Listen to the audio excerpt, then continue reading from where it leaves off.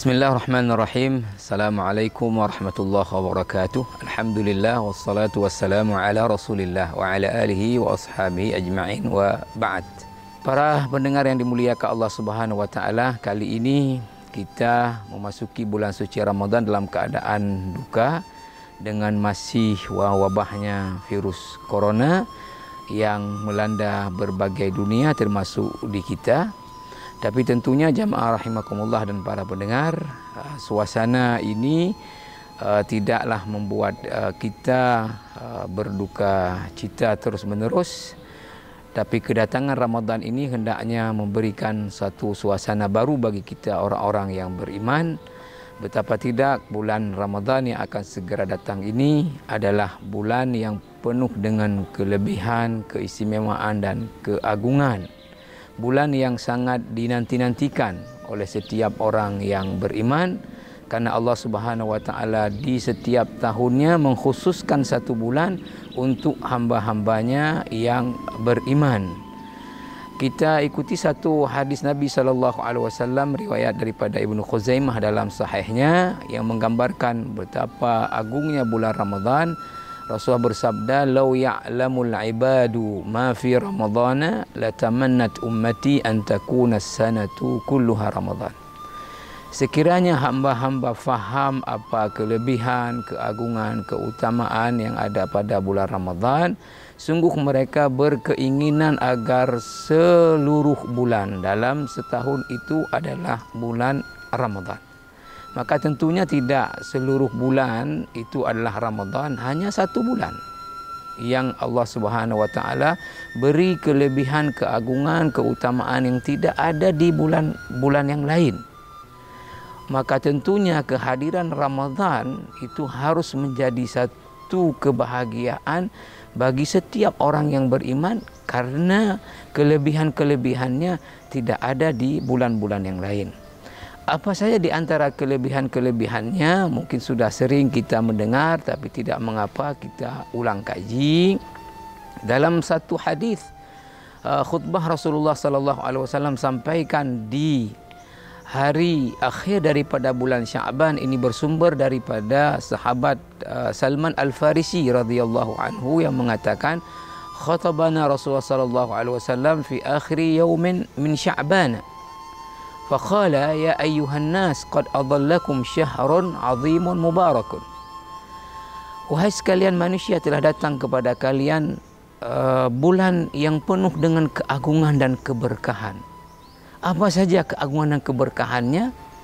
Kemudian Rasulullah lanjutkan dengan mengatakan, syahrun fihi lailatun khairun min alfi syahr. Bulan di mana ada satu malam dalam bulan itu nilai amal ibadahnya lebih baik daripada 1000 bulan. Ini malam adalah Lailatul Qadar. Tidak ada di luar daripada bulan Ramadan. Yang nilai ibadah di malam tersebut adalah lebih baik daripada 1000 bulan beribadah di luar bulan Ramadan. Rasulullah mengatakan lagi, ja'alallahu siyamahu faridah. Allah menjadikan puasa di siang harinya adalah kewajiban. Di dalam Islam tidak ada puasa wajib yang karena waktu kecuali puasa Ramadan. Kita diwajibkan berpuasa karena datangnya bulan Ramadan. Dan betapa besarnya nilai puasa, kita ikuti satu sabda Nabi sallallahu alaihi wasallam dalam hadis dengan derajat yang sahih, kullu amal ibni adama yudha'af lahu al-hasanah ila bi'ashri amsalha ila 700 dha'f. Setiap amal ibnu Adam itu akan dilipat gandakan oleh Allah. Satu kebaikan berlipat 10, bahkan berlipat menjadi 700. Illa as-saum, kecuali puasa. Kata Allah Subhanahu wa taala hadis kursi ini, wa ana ajzi bihi. Kalau puasa itu nilainya saya yang akan berikan.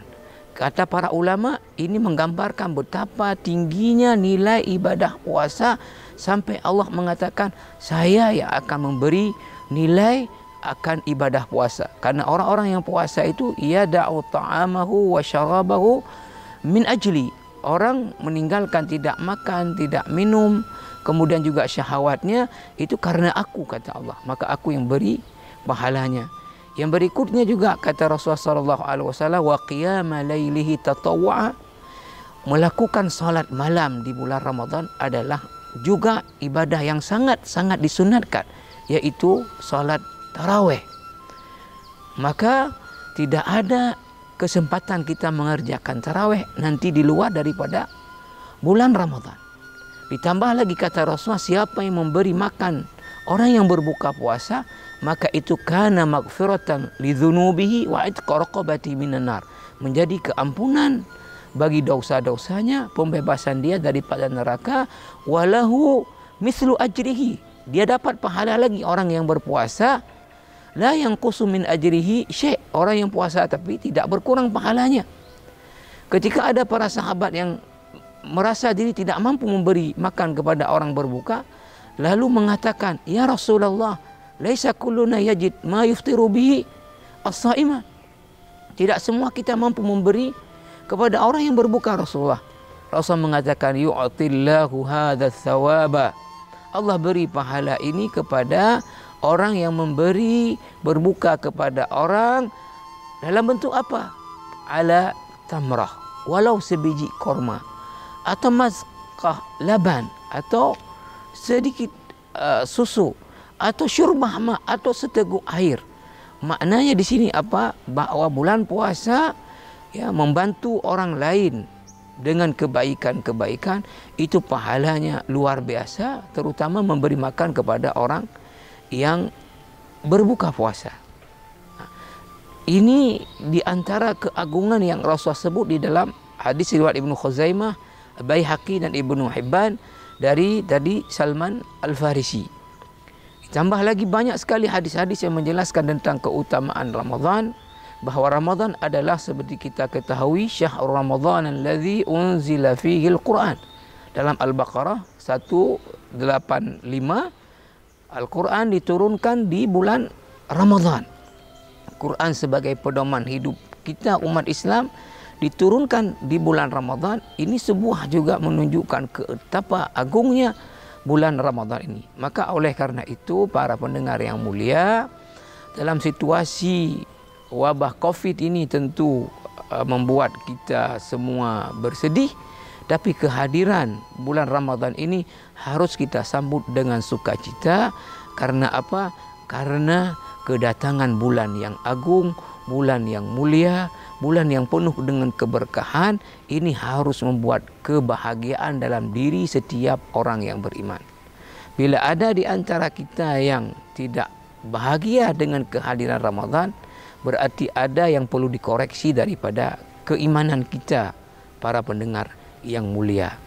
Maka oleh karena kelebihan-kelebihan yang ada di bulan Ramadan begitu banyak, maka tentunya kita perlu mempersiapkan program-program untuk kita menyambut kehadiran bulan yang penuh dengan keagungan dan kelebihan-kelebihan ini.